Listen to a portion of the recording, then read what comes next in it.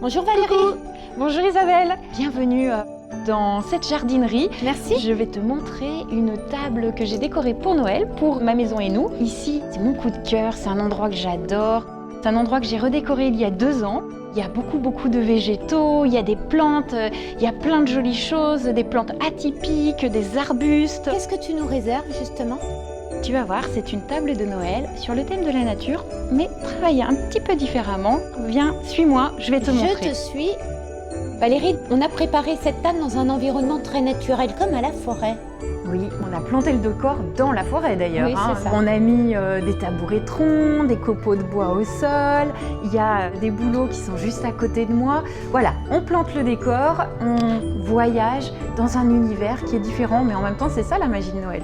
Et on respire en toute convivialité, authenticité, comme un bon conte de Noël. Exactement, c'est un peu cette histoire que je vais vous raconter aujourd'hui. Valérie, une très jolie table. Merci Isabelle. Convivialité, plaisir, détente. Ça, c'est un esprit de Noël comme on aime. Et cocon? Et cocon, alors ça c'est important, se sentir bien chez soi. Oui, surtout un soir de fête où on a envie de passer du temps avec sa famille. Donc dans un univers comme ça, très chaleureux, très cosy. On peut lui donner à cette table un côté très écolo. On peut dire que tu es décoratrice, architecte d'intérieur depuis 1994, avec un côté très écolo. Ça, c'est la transmission de tes parents. Exactement. Tu sais faire avec de l'ancien et tu sais vraiment très bien redécorer les choses. Et on va parler de cette ambiance de table féerique. Oui, la table, c'est de la récup.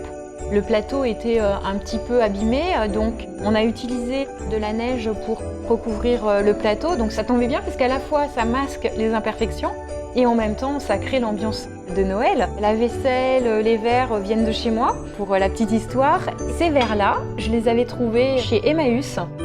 J'avais eu un vrai coup de cœur avec cette couleur ambrée et ça tombait très bien parce que j'avais un vase de la même couleur. Donc je dis c'est parfait, ça ira très bien sur cette table. Moi j'aime beaucoup utiliser des espaces comme les ressourceries, comme Emmaüs ou d'autres choses, des brocantes, pour acheter de l'ancien. De l'ancien exactement. Et de la deuxième main, on peut dire, ou voire troisième main aussi. Complètement, et puis on le met suivant dans quel univers on va le mettre, et tout de suite on va lui donner un effet plus élégant. Et ce côté ambré donne un côté doré. Un rappel avec les fêtes. Exact, mais oui, parce qu'il faut un petit peu de magie pour les fêtes. On a aussi la guirlande lumineuse qui va venir réveiller toute cette atmosphère. Voilà, et puis on a le bois brut. On va parler de ce bois parce qu'on a des petits accessoires qui sont vraiment très sympas. Marque alsacienne, c'est important, marque de chez nous. Beaucoup de gens ne le savent pas, mais voilà, moi je travaille avec les woodcutters. Donc c'est une marque, comme tu viens de le dire, alsacienne. C'est 2 garçons qui ont créé cette marque. Ils ont beaucoup voyagé, ils sont partis un peu, essentiellement quand même en Europe, pour voir des designers, pour rencontrer des designers qui sont dans une démarche écologique. Beaucoup de pays nordiques, on sait que la Suède ou le Danemark, ils adorent le bois. Exactement. Et puis il y a tout un travail derrière. Il y a déjà une rencontre, une histoire avec tous ces produits. Ils sont allés comprendre leur démarche, les voir travailler, voir leurs ateliers. Donc tout ça c'est fait à la main. Et je vois que tu aimes bien le pilon. Il est juste magnifique, il est très ergonomique. Là, on a un pot à épices qui est en bois brûlé, qui est fait à la main également, qui est juste sublime, quoi. Puis ce que j'aime, c'est qu'on voit bien les veinures du bois. On voit que le bois est bien travaillé. Exactement. Petit plateau à sushi aussi. Ça, c'est bien, c'est top. Ils sont très beaux aussi. Tu me montrais les presses citron. Oui. De formes différentes et de couleurs différentes. Exactement. Donc c'est un super produit à offrir. En céramique, exactement. C'est idéal pour les fêtes et à la fois on a un côté décoratif et complètement fonctionnel. On peut parler de ces rondins, ces petites tasses à café. Oui, alors ça c'est vendu ensemble. C'est vendu la tasse, la petite cuillère et le rondin, ça va ensemble.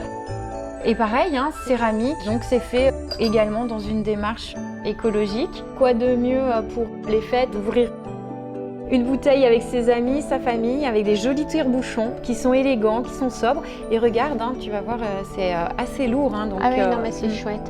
Et puis c'est une signature qu'on ne voit pas partout, à toutes les tables. Et ça c'est sympa. Et c'est aussi, ce sont des créateurs, c'est important. Oui.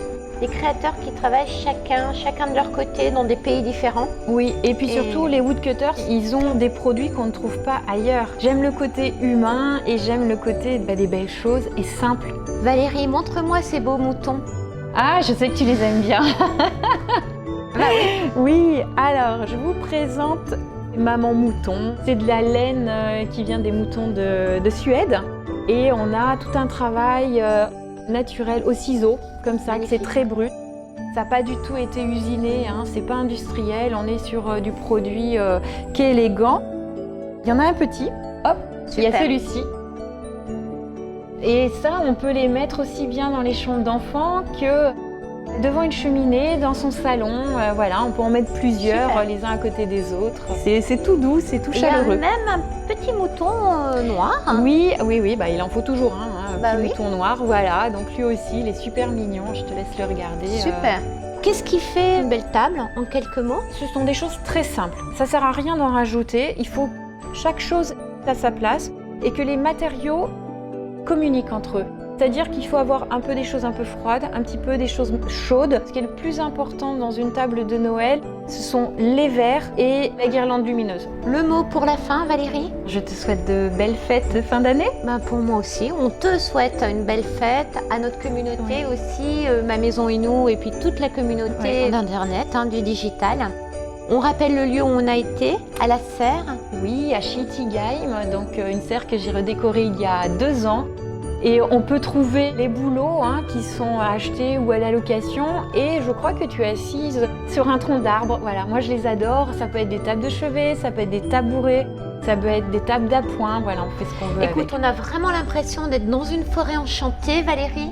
On te dit à très vite et on dit joyeux Noël à tout le monde. À très bientôt.